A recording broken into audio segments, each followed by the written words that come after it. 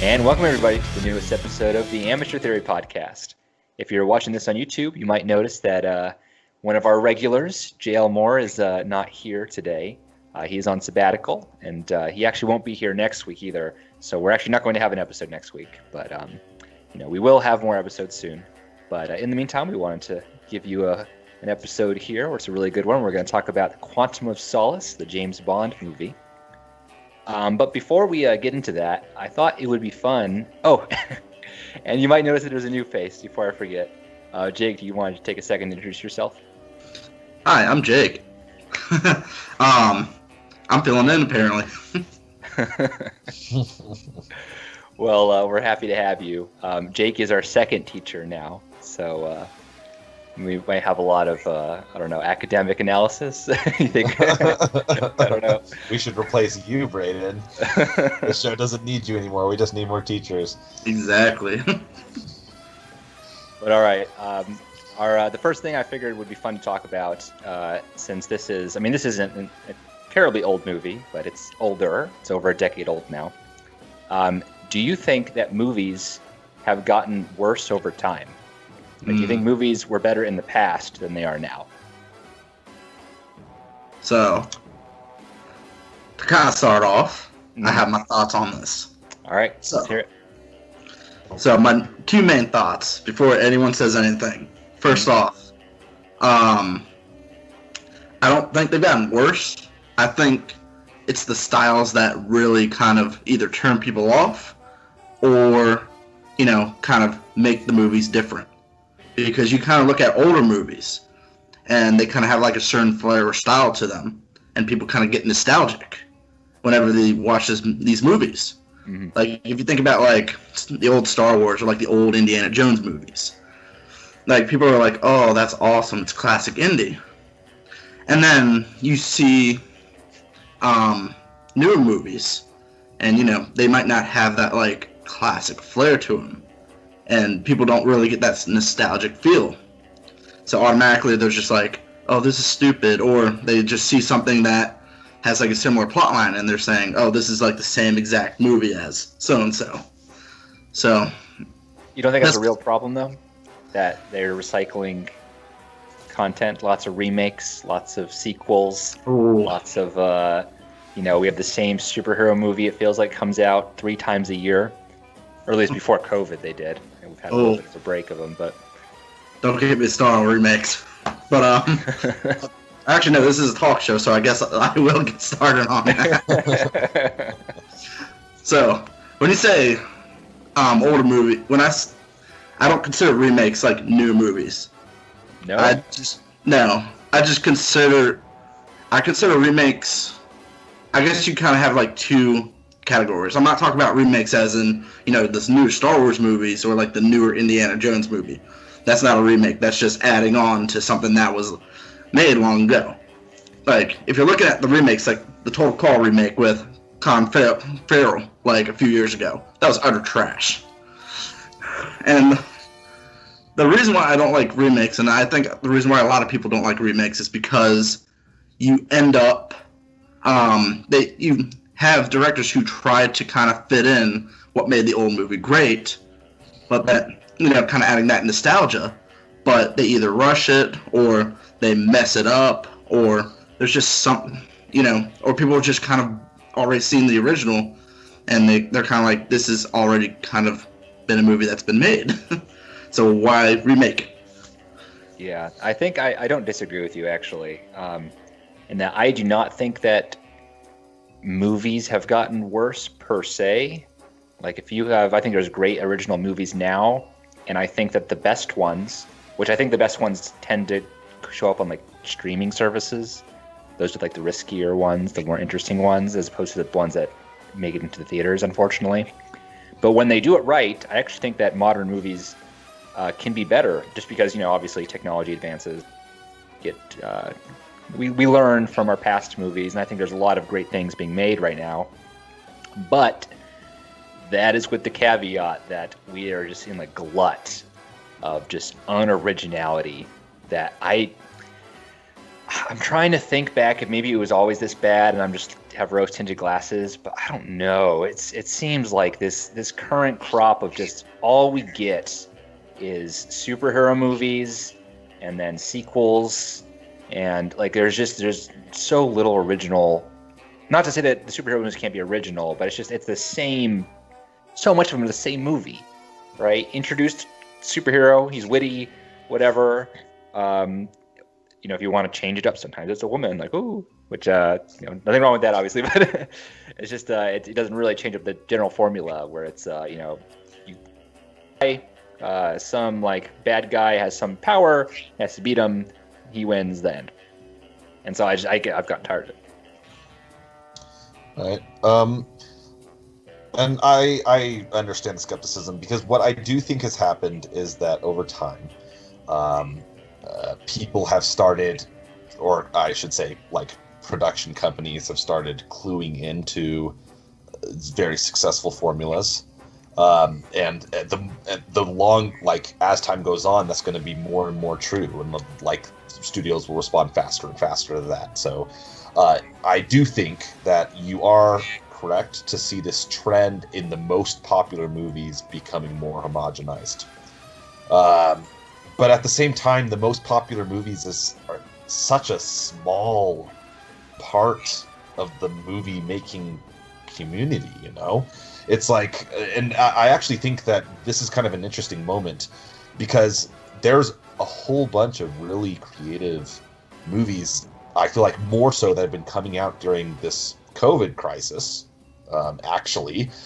because those movies were going to go on those streaming services, whether or not there was going to be a virus or not. Really big blockbuster movies, they keep pushing back because they know they want them to happen in the setting that they are going to get the most money, right? And so I feel like this is a revealing moment for us, where we're seeing like the most formulaic movies they need certain circumstances for us to get inundated with them. Whereas movies as art is never going away. They're always going to show up. And we're just seeing it more now. Maybe we didn't notice because, we're always tuned into the most popular kind of film that is being created. So to get back to the original question of have movies been getting worse?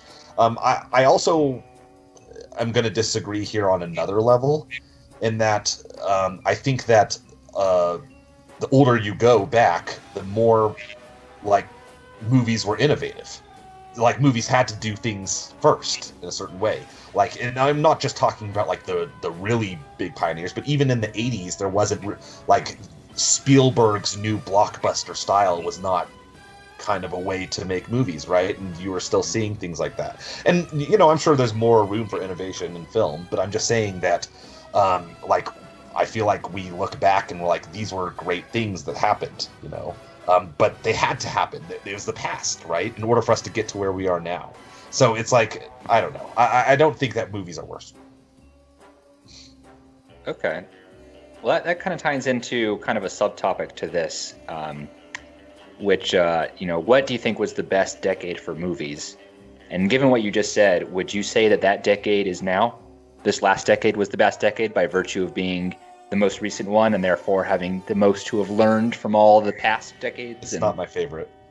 It's not my favorite. I think it's I think it's good. I think like every decade has a bunch of good movies, and I feel like I'm really wary of saying like the best. The fact of the matter is, even though I'm on this film show, I don't feel like I'm the most well studied in like film and stuff like that.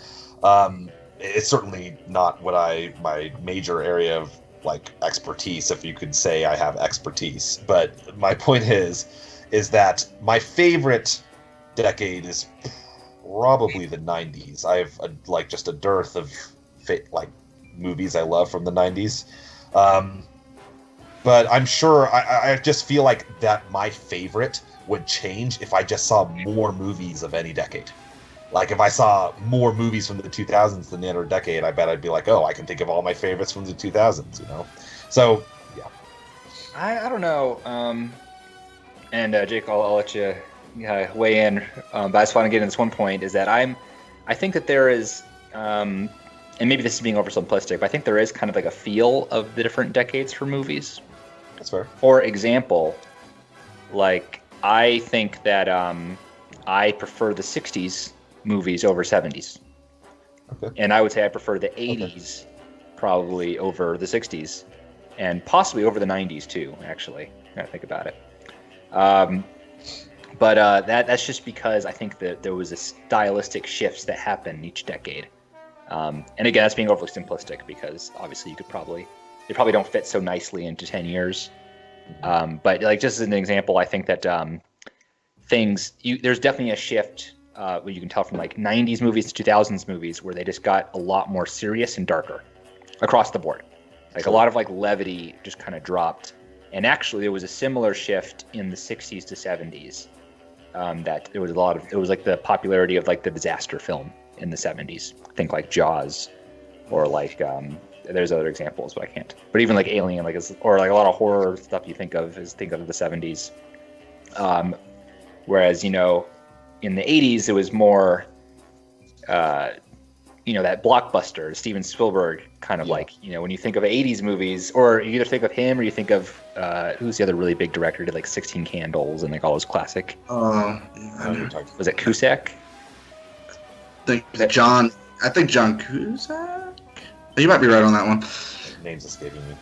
Yeah, but I'm sure someone listening knows exactly who we're talking about, who we're dancing around. But yeah, like there's certain like iconic people that you kind of think of in those decades, and then they all different, kind of unique styles. And so you might just prefer. This was a long way to say, just you might just prefer the '90s style, which was kind of bombastic. And like, when I think of '90s movies, big '90s movies, I think of like a lot of comedies, like George of the Jungle and Austin Powers. That's not the kind of the strain of '90s movies I'm talking about. I was thinking more along like Shawshank Redemption, a lot of the Kevin Spacey opinion. Yeah, baby. With him, obviously, but a lot of the movies he was in and stuff like that. Mm-hmm. I do love Powers. It's a funny movie. What would you say was the best decade, Jake? So first off, I think it's John Hughes, 16 Candles. Okay. Breakfast. I remember now. And I love those movies. I'm going to say that. I'm not ashamed. They're actually pretty good. But when it comes to I can't really say which one is the most like influential and most important, but I definitely like the 70s and 80s. And I kind of like the 70s and 80s because that's kind of the template for like more like modern day films, I guess. Like, you start seeing CGI. Like you kind of said, you start seeing the template for like blockbusters, for horror movies. Like, literally, you can't watch like a summer blockbuster that has any sort of superhero without referencing it to something like Total Recall, or Big Trouble in Little Chinatown, or like any of these, or any Arnold Schwarzenegger movie in general. Like, you always got that hero, you got that template. And that's what I really like about the 70s, 80s, because they kind of make that template for how movies are made now. Fair enough. See, for me, I would actually, and I struggled with this because I was thinking about it earlier. I want to just say the 2000s, because a lot of my favorite movies were released in that decade. And I had to think, obviously 2000s is when I was growing up, was in the 2000s.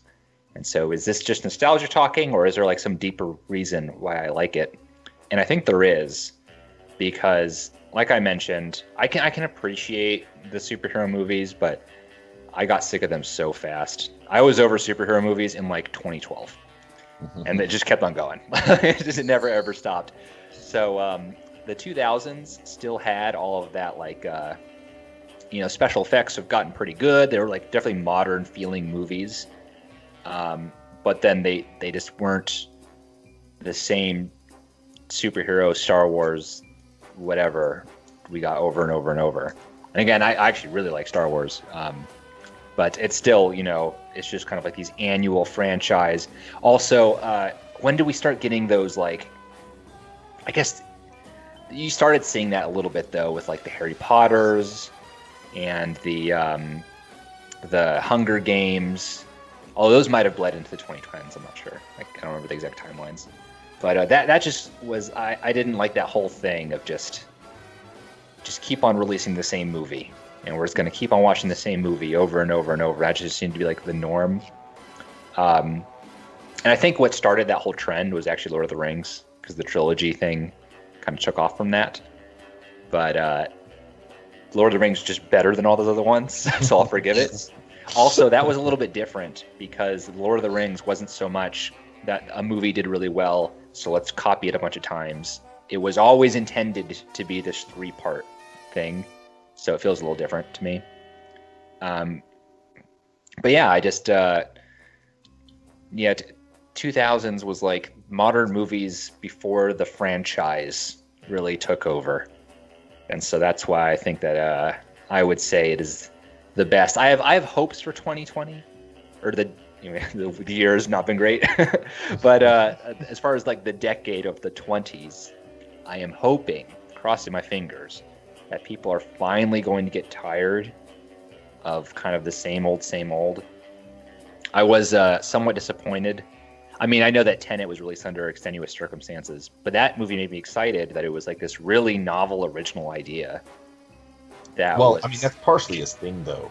It's one of the skills of that director, right? Is that he makes an original movie. He gets full creative control. So, as far as big blockbusters in the 2010s, the shining spotlights have been people like Nolan or Quentin Tarantino.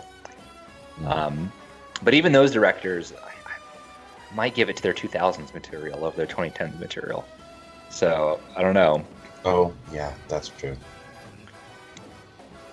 Okay. I was about to say what, and then it occurred to me Inglourious Bastards was in the 2000s, wasn't it? They did not. Yeah, but that's like 2009, like real late. My favorite's Kill Bill, though. So fair enough for that. But I'm gonna get a lot of pushback for this, but Matrix, even though it was Matrix is amazing. I mean, especially that first one. It's such a good movie. And like a lot of people don't realize this, but Matrix revolutionized how CGI was used in films. Like, a lot of people don't realize it, but like they pushed the boundary. Even though if you watch it today, it looks horrid. Like, back then it was like they were doing things with the Matrix that no other movie had done with CGI before, and they really pushed the boundaries on how it was used and just how far they could take it and for what scenes. Yeah, I think the Matrix kind of suffered from the fact that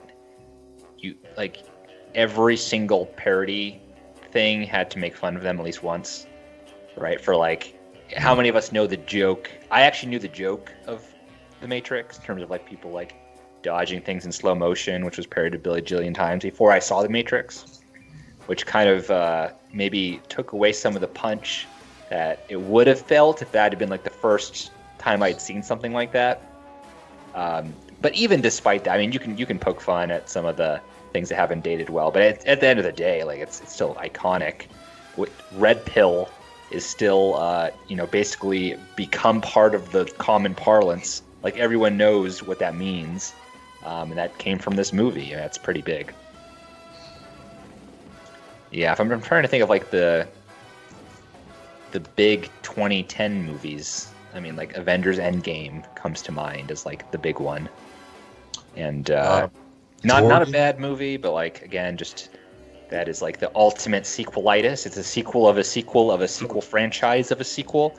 So, I mean, and I hear you, but when I think of 2010s, I think of like Jordan Peele's like films and stuff like that, like just like really or I don't know. I feel like there's been some exciting kind of like new ideas in 2010. And I always think I'm sure if I looked at a movie of 2010's movies, no way I'd be able to just be like, these are all bad. I mean, no way. There's definitely gonna fair be enough. But I just feel like it's kind of sticks out to me how like occasionally there'll be like this movie idea, and then it just becomes big, right? Like Inception is like one of the first of that, where it's just like, it became its own thing, and it's just stuck and kind of like cultural conscience now. And I feel like 2010s are like semi-defined by those kind of movies. Those movies that like are just, they make it big out of nowhere because they're just cool, right? John Wick, like, is an example of that. Of course, lots of sequels there, but I've enjoyed them. I would say one movie that I really like that was made in the 2010s that wasn't like entirely an original idea, but kind of became a thing of its own, was Rogue One. And yet it kind of, it comes from Star Wars. And, it's like a pre-sequel, or however you want to say it. But, like, you go in there thinking, oh, this is going to be another Star Wars movie. Awesome. Especially after, like, the first or second new trilogy, which, I don't think we need to talk about that. But, you go in, you're watching Rogue One, and you quickly realize that it's Star Wars. It's in the Star Wars universe. But this isn't like Jedi's fighting Sith. Like, this is like a whole different thing that still relates to the old movies, but it brings its own charm and its own, like, uniqueness to the franchise. And that's what I really liked about it. Actually, I also think that's a good point. Because Star Wars, like the franchisement of Star Wars, I think is a big part of kind of what you're talking about, Brayden, the idea of like the expansion, the how many can we get out of this? And yet, I do think it's worth bringing up because I feel like Rogue One and also kind of the second new Star Wars film, I'm trying to remember the title of it. I'm sorry? Solo? No, the second in the franchise I think he's talking about. Yeah, of like the new trilogy. The one directed by what's his name?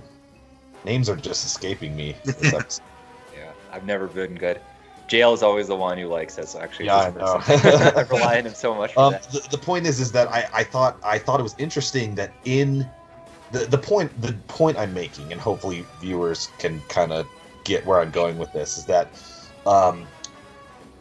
it within this kind of almost, dare I say, soulless kind of franchising, artists are still kind of doing things within that space that I think is kind of interesting. And I feel like that's popped up in like even in Marvel to some degree a little bit. So yeah, I think that's another interesting kind of thing. Like if you take, for example, 10 Cloverfield Lane, making a franchise out of something, right? But that movie was pretty good, right? It was like very different than the first Cloverfield. It was a very different film to kind of watch, and yet it was within that franchise kind of framework, right? So I think that's kind of an interesting thing to think about, is how do we make art within this super commodification of film, I think it's cool. All right, fair enough. You made some good points. I also Rogue One is definitely my favorite of the new Star Wars, and that includes actually not mine, but I do appreciate the point. But that kind of connects us to what I also want to talk about in terms of James Bond in context of the discussion we just had. We talked about the different decades of movies, and obviously James Bond has been with us since the 60s and has been going strong all the way up to now. We're going to have a new one in 2021. So that kind of begs the question, what is the best era of Bond? Right? And I know, Jake, me and you were talking about this a little before in person. But I'll start it off because I actually feel very strongly about this. And I would say the best Bond movies are the Daniel Craig James Bond movies. Those are so good and just like unbelievably amazing. I love classic Bond, right? I like pretty much every era of Bond. I think has good Bond films.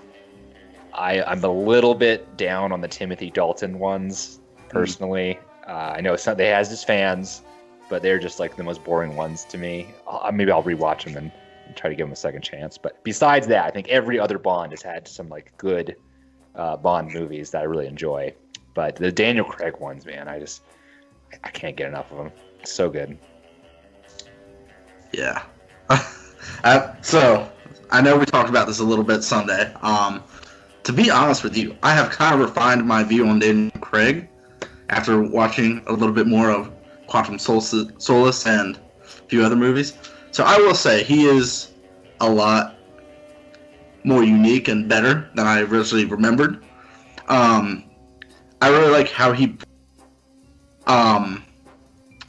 brings more of like first off, he's more like how Ian Fleming kind of envisioned Bond in a way, or like he's more of a representative of that interpretation. The other thing I really like is that you watch a classic Bond movie, it's like a one and done deal. Like it's just one topic, one movie. But with Daniel Craig, like the director, he kind of makes him more human. He makes him more like kind of have more emotional in a way. Because like you start off with the first movie, that's right, we can't do spoilers, but you know, as you kind of go along with these movies, they connect with each other instead of just being like, okay, go on my chop. Tomorrow Never Dies, chop. But like they're like connected with each other, and you kind of see him kind of go through these human emotions and kind of deal with it while still trying to do his job. Now, so would you say that Craig is the best Bond then? Now here's the thing. Here's the thing with that. So first off, I know a lot of people are going to say Sean Connery, and here's the thing with Sean Connery: you can't compare him because he is the bar. Like, when you think of a Bond, everybody always subconsciously thinks of Sean Connery, and at the same time, you can't really use Sean Connery as the best because he kind of sets the bar a little bit for how Bond should kind of shape. And I know you guys probably may or may not disagree with me, but so I kind of leave Sean Connery out. But I'd say either Pierce Brosnan or Daniel Craig, because let's be honest, like 70s and 80s Bonds were super boring, especially the 80s Bond. Like, what was his name? Timothy Dalton. That was the one I was talking about. That might be Dalton. Roger Moore has some 80s ones too, but he's considered a little more iconic. Yeah. But I would also agree that I would put Roger Moore definitely below Sean Connery. I think Sean Connery is definitely better than him. Yeah, in my personal ranking, it probably goes Daniel Craig, and then I think you could rank Sean Connery. I'm going to put him as number 2. I really like him. And then I would put Pierce Brosnan as 3. The one that's hardest for me to rank would be Lazenby, because he was only in one movie. Mm. I really like that one movie, actually. I think it's really good. So I might put him above Roger Moore. That's just a little unfair, but I might do that. The thing with Roger Moore is that, so with Craig, Brosnan, Connery, and Lazenby, with the one movie, so it's a little cheating, but they don't have a single movie I don't like. I like every single one of their outings, right? Some are better than others, but I enjoy all of them. That is not true for Roger Moore. I think Roger Moore has good movies. I think that Live and Let Die, classic. I actually like Moonraker. A lot of people don't like that one, but I think it's cheesy fun. I like it. But he also has a lot of forgettable ones. Ones that are like, what is it? Living Daylights, whatever his last one was. It was just not. It's got one of the best Bond themes, so I'll give it that. And also the villain's cool, but like he was so old in that. It seemed so off. I don't know. There was just so many problems. And there's other ones I'm not even thinking of because they were just so forgettable. Like I've seen them and I can't remember a single thing about what happened in those movies because they're just so generic to me. And then there's the Timothy Dalton movies, which I've only seen them once, and one of them I didn't even finish. Again, maybe I'll have to revisit, but I struggle through those ones. Sorry, you go. I mean, like if you just have something to say, go ahead and say it. Yeah, I'll just say the one thing I'll disagree with you is I would put Moore a little bit at the bottom, but I'd say David Niven is probably the lowest one on my list. David Niven? Yeah, like he's like this old, like I think he only did like 1 or 2 Bond movies like midway through, but like he just, like, if you ever look at him, he doesn't look like Bond. He kind of doesn't act like Bond. Is this Like- maybe is this a different? I usually think of like the Ian productions as like the. I don't know. I know there was some other ones that were done. Yeah, this one's a little bit different. Trying to remember who. But no, if you ever saw him, you'd be like, "That's Bond." But that's just my thing there. Fair enough. So I feel like any Bond enthusiasts probably find it a little bit easy to dismiss me because I'm not nearly as well watched in Bond as you two, clearly.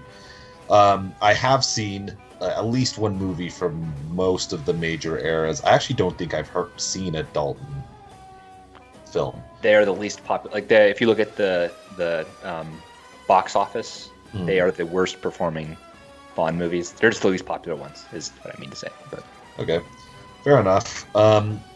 And so I also agree that I like Daniel Craig movies, and mostly just because they made Bond a dynamic character. He's not static, and and I felt like that they did it in a way that still made him convey his kind of the Bond charisma. Good movies. So my memory of Roger Moore from the one movie I've seen of him is that I liked that movie. And I remember thinking, because and I'm going to get crucified for this. Sean Connery's Bond those movies are super campy, right? So why isn't the character of Sean Connery as campy? I feel and this is kind of a weird thing, but I feel like Sean Connery was playing this really suave character in these joke movies, and it always felt like I think you're I think part of the issue there is that when you think it was not as much of a joke back then. I mean, Okay. I don't think that I'm putting myself back in the 60s. I can't tell you what people thought at the time, but special effects just weren't good enough to make it a super realistic. This just wasn't possible. Yeah, and I get that. So if I don't know that Dr. No was supposed to be seen as a joke, right? He was just he was a bad guy. Sure. And it was kind of with the time, that's kind of how if you look at any old movie, it kind of seems campy in retrospect, is what I'm saying. Yeah. To a degree. Fair enough. And the fact that I don't know. Connery was able to play it so that he watch, didn't seem campy, to me is a plus. But I don't know. I just feel I felt like it's kind of weird because Sean Connery did feel like he was playing a certain character, and I felt like that character didn't fit the world that they made in those movies. So this is one thing I would couldn't submit to you, that we think of the James Bond movies as kind of joke movies because we've heard the joke. So you have to think that at the time, someone slowly moving towards a laser beam to be split in half, right? That's been parried a bajillion times, right? Sure. We've all seen jokes about this. There was no jokes, right? That was just whoa, what if there was a giant laser that was going to cut you in half? Your thoughts on this would be very, very different. Okay, but well, here's the thing. Here's kind of how I see this, though, is that Roger Moore movies were campy as well, in much the same way, and yet somehow in the movie that I saw of his James Bond felt like it fit within that campy world. It's very hard for me to explain, but he was suave, but also suave in the way that felt like it was overly stylized in the way that a Bond movie is, I guess, if that makes sense. So I don't know. For me, I felt like that was a more crystallized Bond experience, I guess. And Roger Moore is a lot of people's favorite. So So yeah, I don't know. I just felt like that Roger Moore's movies worked together more as just kind of a coherent. The Roger Moore movie I saw, and I'm sorry to say, I actually don't remember what the title of it was. I wouldn't be surprised if it was Live and Let Die, but I do remember it, and I remember liking it.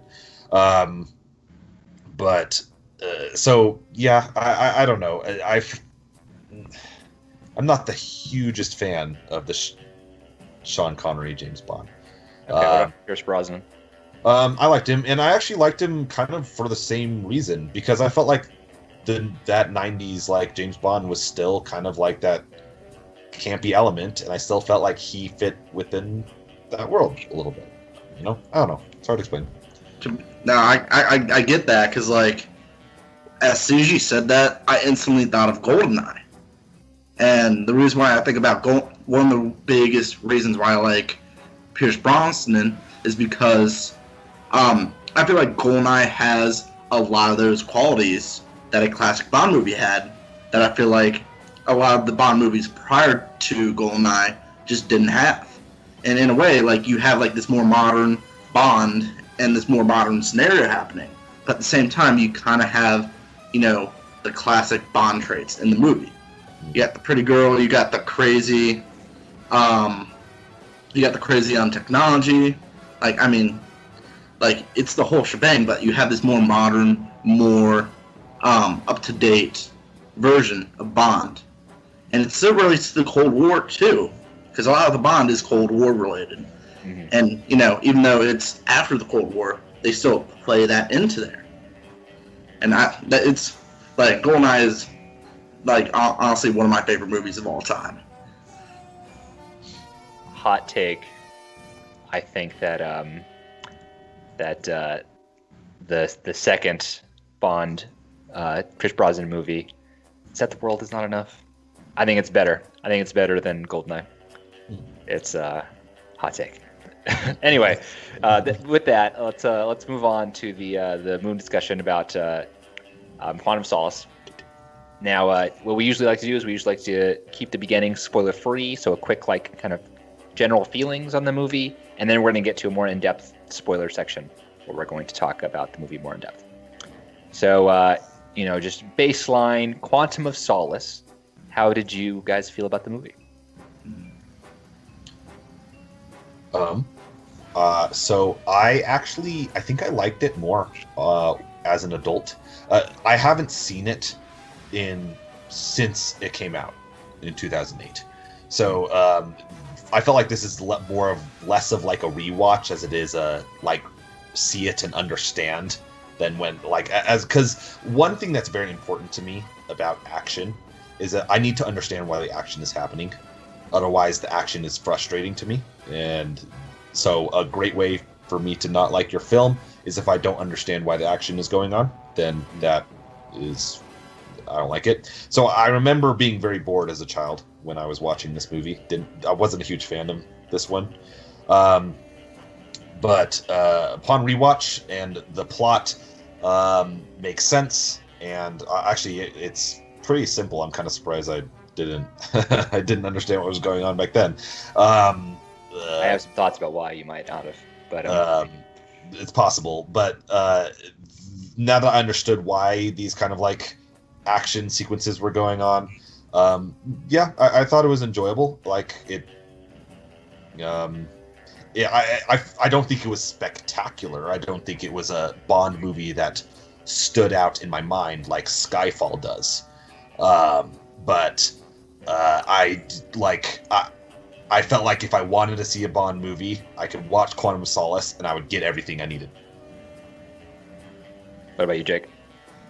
So I honestly enjoyed it as well. Kind of like what Adam was saying. I kind of understood more now that I'm an actual adult. As a kid, I felt like I missed like a few things.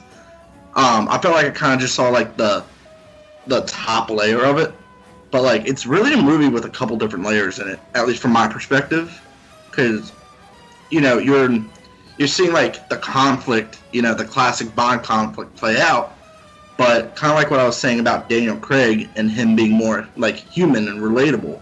like you also kind of see like the conflict with him, and as everything plays out, you kind of see this conflict play out as well, where everything kind of ties up in the end. So I really enjoyed it, and I really liked seeing the more of the depth than I guess I missed the first time I watched it when I was younger. That's interesting. You both had a similar experience where you liked it better on the rewatch. So I have always loved this movie. I loved it the first time I saw it. I've seen this probably over 5 times now, and then I just watch James Bond a lot, and this is one of my favorites. If I'm being honest, I think it's great, but there's definitely a flawed movie, and I think I can understand why it would confuse people upon a first watch. There's a couple things.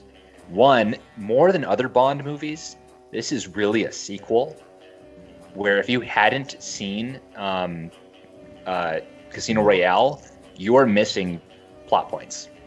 Like, some things are just going over your head. I don't know, did you guys watch Casino Royale close to watching this movie? Shortly after, I believe, if I remember correctly. Yeah. Okay, yeah. Like, the whole thing about, why is he so upset? Why is he on this rampage? Why is he out to get... And you're right. It does make more sense once you know what has happened. Again, spoiler free. Once you know what happens in the first one. Yeah. So part of it is that it's just it is not as good as a self-contained adventure as other Bond movies. Like, it really is a sequel. I think it's a great sequel, but it is a sequel. The other thing, and probably the biggest flaw of this movie, that it's not directly about the plot per se, but the action scenes are so hard to follow. Like, they're just so many jump cuts, and like you don't know what's up and down and what's happening. And just that like general confusion could just lead you to, I could just see your brain tuning out. Right? Like, especially if you're a child with a low attention span, you see like a 5-minute segment go by where you have no idea what's going on. Like, maybe you stop paying attention for when things slow down too, so I could totally see people just being kind of confused on a first watch. That being said, I think that the rest of the movie, particularly Daniel Craig, I think this is one of Daniel Craig's best acting roles. So like, I think that's what really elevates this movie, is that even compared to some of his other movies, which are better holistically, I think his performance in this is particularly laudable. I also really like the Bond girls in this movie. I think they both add a lot to the movie. Sometimes the Bond girls feel kind of tacked on, and they don't feel like they add anything. That is not the case in this movie, I don't think, which I like. I also like how M is a kind of a more prominent character in this one than some other ones, and she's another engaging character that has her own things going on. I think there's a lot to like. But that fact that it's not so self-contained, that you're missing context if you haven't seen the first one, and also that the action scenes could have been done so much better. They really could have. I think that's the biggest flaw of this movie. But overall, I would say that this is underrated. I'm glad you guys both liked it, because people tend to kind of hate on this one a little bit. Or it's just not, it's considered like the not as good one in between the two really good Craig movies. And I kind of get where they're coming from, but like, nah, like it's up there. I think it's better than Spectre, personally. And I haven't seen Spectre. Fair enough. Yet. I'm gonna have to comment. A discussion for another day. Yeah, I know that JL really does not like Spectre a lot. So if you were here, you'd have a few words. But okay, with that, I think that we're going to move on to the spoiler section. So this movie is on Netflix. We all recommend it. So if you haven't seen it, go see it. Maybe see Casino Royale first. But watch Quantum of Solace. It's amazing.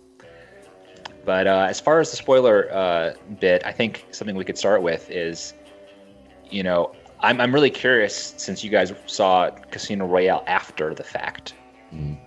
What did you think about? Was it a problem for you that Daniel Craig seemed to be like on the rampage? Like that, as far as like, was it confusing to you at first why he kept on killing people? So that's actually kind of part of my big one of the reasons why I actually ended up liking this movie a lot. Yeah. So the beginning is a little bit confusing, especially like when it first came out, because you watch Casino Royale and then you might not see it for a long time, and then you hop into this movie and you're like, what's up with him? Why does he have this like chip on his shoulder? Mm-hmm. But I kind of like it because, kind of like what I was saying before, he kind of has this human aspect and kind of this like dual conflict.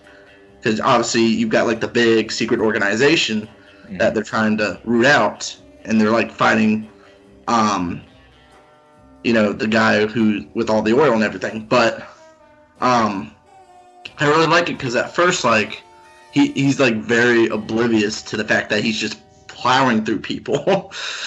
Like literally everyone he gets into a fight with, like in almost the entire movie, he just ends up killing. And it starts off very subtle. Like M's just like, so you killed a person, and then she's just like, you killed this guy. And like, at first it's very subtle, and then it keeps building up and up and up until he doesn't really. What I really like is he doesn't realize it until it affects the people he knows. Like the Italian guy, like he gets beat up and shot, and he's like holding him in like the street as he's dying. The like Field, the redhead chick. Yeah. Like they find her in the bed, like just drowned in oil, and he's I think there is an excellent. First of all, I love that as a character arc for him. That it was very, very satisfying at the end when he had every reason to kill that last guy, but he chose not to. That was kind of like a. That's the kicker for me. That was great, and then also just kind of like the general theme of like violence begets violence. I think was a good one. It was a good motif to go with. That honestly was the kicker for me. But just to kind of sum up, like I think it was just really cool with the last girl, where like, it's him and her kind of on the same path, and she goes one way. The parallel too, yeah. Like she goes one way, and she gets her revenge, and there's, I think the big moment for me was they're sitting in that car. And, the entire movie, he's just, like, talking about how he can't sleep.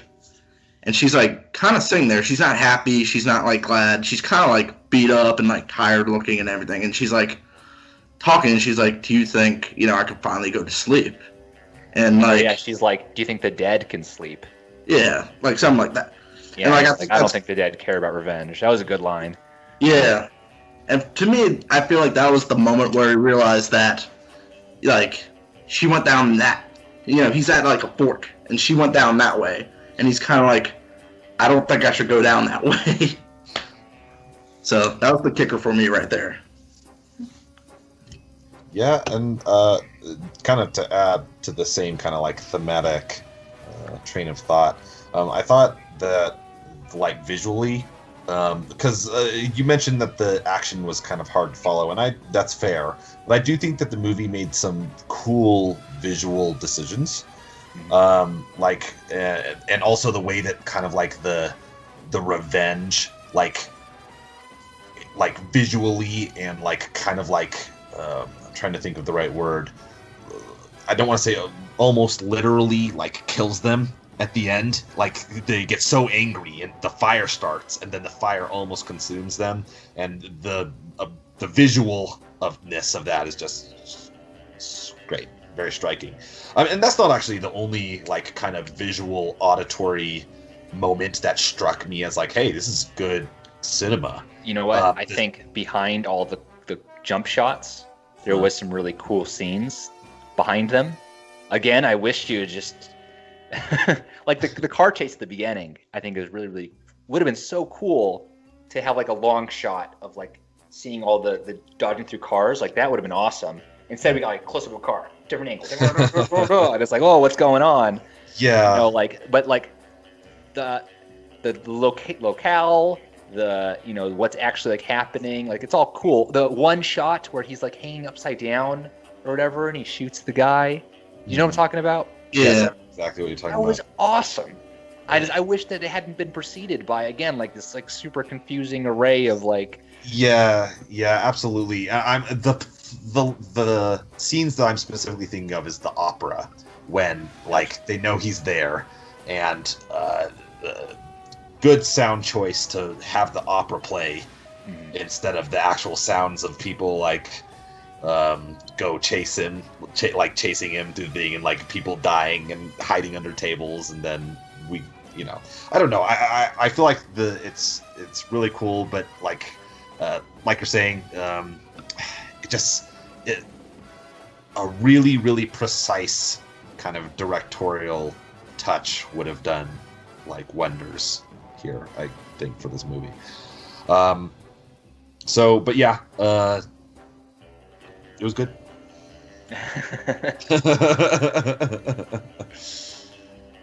I think a common criticism of this movie is the setting of particularly the second half, where it's mostly in the desert. And some people say that's not as cool as like, other Bond movies where these are more exciting locations. I don't mind the setting at all. I think the desert, lots of cool things were happening, right? They had a flight thing, like a plane chase.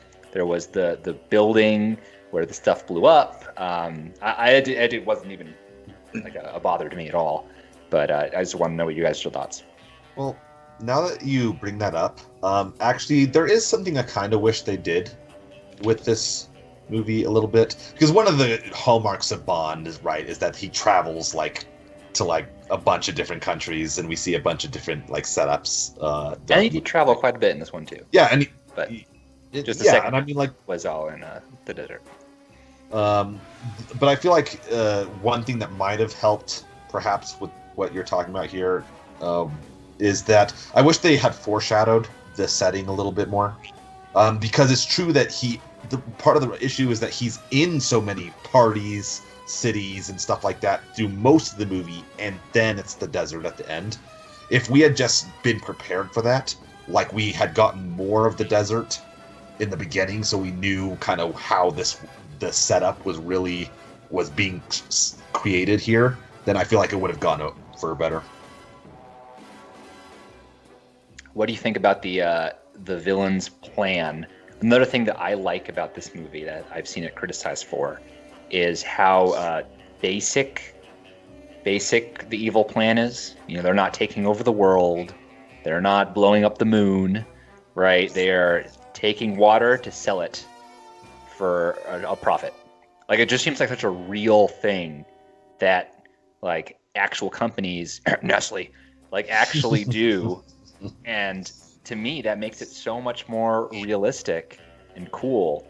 Also, the fact that, literally the highest levels of government are behind this, because when money's involved, ethics go out the window. You had the CIA kind of playing defense for the villain. I think that stuff I thought that was great. It's actually, I wouldn't mind seeing more kind of Bond villains kind of play it out that way. Another reason why The World Is Not Enough is such a good, total tangent, such a good Pierce Brosnan movie is because the villain is just a media tycoon who is just trying to he literally fake news is the bad guy in that movie. So it's super topical. But yeah, I liked that, but do you guys think it wasn't grandiose enough? Or again, like I said, actually no, I don't think I've said this yet, but I think one of the reasons why Daniel Craig turns people off is because, he does bring this, not only is it more, it's kind of like what I said before at the beginning of the show, everybody's looking for the nuances, but Craig also brings in this new kind of aspect, and people instinctively already want to kind of compare it to somebody like Connery or Brosnan or somebody. So I think he has that working. I think people, whether it's consciously or unconsciously, but I think that's what kind of turns people off to films like this. But I think that's also what makes this film so great. It's the fact that they try to mix it up a little bit and make it better in that perspective. And, you do have the films that try to do that and it just bombs. The last two Star Wars. But, that's another discussion for. But I honestly think that, Daniel Craig kind of does it like well, and I think the movie in general, like the director, like kind of gives it to you, but he doesn't like stuff it down your throat like a lot of these other like series or however you want to call it. Sure. Well, all right. I think we could wrap it up on that. We will end this episode the way we usually do. We go around and kind of go on what we've been watching. So, and that can be, you know, obviously if you've seen a movie, let us know about it. But if you know, even if that's just a TV show or even like a video game or a book, right? If that you haven't been watching TV, this is just your chance to just talk about it and let us know your thoughts. So, Adam, what about you? You know, actually, I haven't been watching as much recently. There's a Netflix show. It's Blood of Zeus, I think. It's an animation. I see it on my recommended. Highly recommend it. It's just compelling. It's like. Is it just traditional like mythology? Like, are they telling the story straight, so to speak, or is it like their own take on it or something? It is definitely their own take, and yet it's kind of interesting because some things like are very clearly different from like our conceptions of Greek mythology, and yet a bunch of like really interesting parts of Greek mythology carry over. Not the stuff that you would think gets carried over. So like, for example, you might think of in Greek mythology, you tend to think of, oh, there's a bunch of cool monsters, and usually in modern shows, they're going to make it seem like the characters are just kind of have like the current sensibilities about what is okay and what is not, and they'll bring in the cool monsters, and that will be the show, right? But that is like that they bring in some of those cool elements, but those elements they play a lot more fast and loose with the real like monster parts, and what they will bring over is like the weird kind of morals and psychology of the Greek mythology. So like for example, that Zeus was trying to basically shack up with like a bunch of like people when he had a wife like Hera and stuff like that, and that carries over and creates a bunch of problems. And so that it's very interesting the way they kind of juggle these ideas. So it's funny you mentioned that. I was on a kick, watched two like kids cartoon movies, and one of them was Hercules. So you talking about Greek mythology, that's funny, especially since you know it's so inaccurate in that one where Zeus is like this doting father and like a good husband or whatever. That being said, though, I mean, you know, classic Disney. It was definitely, I could appreciate it. It's you know, I think Hades was a fun villain, right? He's kind of witty, and then yeah, all around I enjoyed it. And then the other movie I watched was Invader Zim: Enter the Florpus, which Invader Zim was my favorite show growing up. They're the best for sure. Loved it, and so this Netflix movie is like actually kind of new. It came out last year, and it's very good at just recapturing the magic of the original. I think if you liked the show, this is just more of that. So totally worth watching if you're a fan. I've seen it. I recommend it too. Yeah, you have to kind of be into that sort of humor. I think it's similar to SpongeBob in that a lot of its humor relies on like kind of like overreactions and yelling, and like it's very shouty. You do it instead of just the joke itself, but yeah, it's funny. So yeah, I think it's. I watched both of these with my girlfriend. We each picked one. She picked Hercules. I chose Invader Zim. But I think that you know, she didn't really watch Invader Zim at all growing up, and she thought it was funny. So. All right, Jake. Any movies or anything recently? So two things, I guess. First one, I'm not really going to talk about. You'll kind of laugh because you could probably guess this, but diners, drive-ins, and dives. So Triple D. Brayden knows this, but I love cooking as a hobby. So I always watch it just to steal like ideas. I made a point to watch the Utah ones because I wanted to know where to go. Okay. It upsets me because there's like no Maryland ones. There's only like 2. It's like there's a lot of Norfolk ones, which is actually like not that far. So I've been very interested in those. But yeah, the other thing I've been watching, I've been trying to rewatch The Last Kingdom again, and Yeah.